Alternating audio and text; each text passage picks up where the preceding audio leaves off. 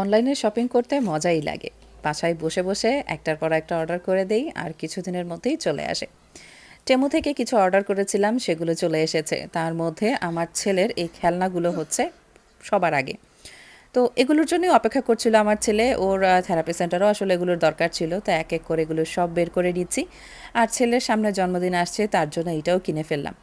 একটা হচ্ছে পিঠা কাটার, আরেকটা হচ্ছে নারিকেলের কাটার বলি বা নারিকেল কুড়ানো। এই স্প্যাচুলাটাও অনেক ভালো হয়েছে, দামেও খুব রিজনেবল পড়েছে।